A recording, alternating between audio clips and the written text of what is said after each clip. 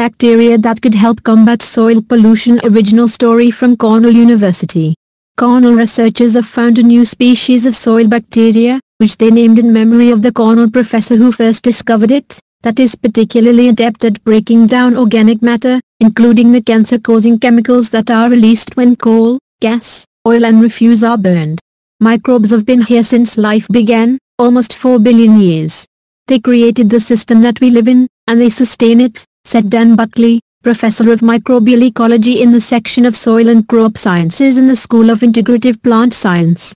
We may not see them, but they're running the show. Buckley and 5 other Cornell researchers, along with colleagues from Lycoming College, described the new bacterium in a paper, Paraburgholderia madseniana sp. November, a phenolic acid-degrading bacterium isolated from acidic forest soil, published the 6th of February in the International Journal of Systematic and Evolutionary Microbiology.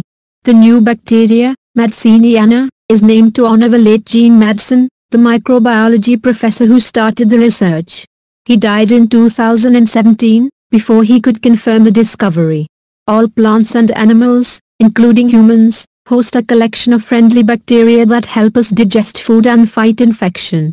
The bacteria living in soils not only help plants grow, cope with stress and fight off pests, they're also essential to understanding climate change. The newly discovered bacteria belong to the genus Paraburgholderia, which are known for their ability to degrade aromatic compounds and, in some species, the capacity to form root nodules that fix atmospheric nitrogen. The species name, madseniana, reflects the legacy of Madsen's work in the field of environmental microbiology. Madsen's research focused on biodegradation, the role microbes play in breaking down pollutants in contaminated soils, with a special focus on organic pollutants called polycyclic aromatic hydrocarbons, PAHs. His work was groundbreaking in providing natural tools to address hazardous waste in areas where contaminated soils can't easily be dug up and removed. Gene was a humble man and a great scientist.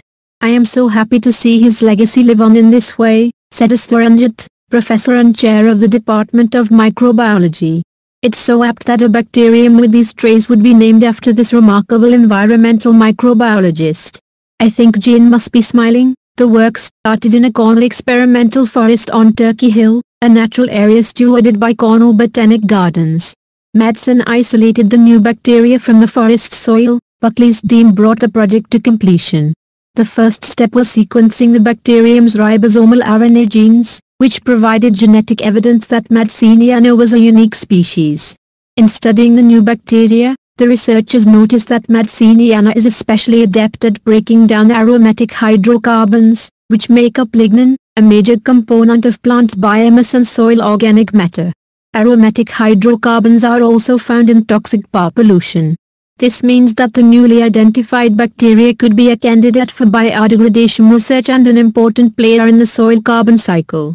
Buckley's lab focused on the bacterium's role in the carbon cycle, the natural cycling of carbon through the earth and the atmosphere, which scientists say has been thrown out of whack by excess human carbon emissions. We know remarkably little about how soil bacteria operate, Buckley said. Soils, every year, process about 7 times more carbon than all of the human emissions from cars, power plants and heating units, all over the world, just in the natural work of decomposing plant material. Because it's such a large amount of carbon going through the soil, small changes in how we manage soil could make a big impact on climate change. In the case of madseniana, Buckley's lab wants to learn more about the symbiotic relationship between the bacteria and forest trees.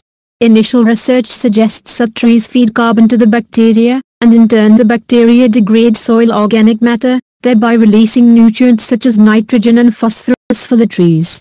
Understanding how bacteria break down carbon in soil could hold the key to the sustainability of soil and the ability to predict the future of global climate. Please save the trees and nature. Please subscribe my channel. Thank you.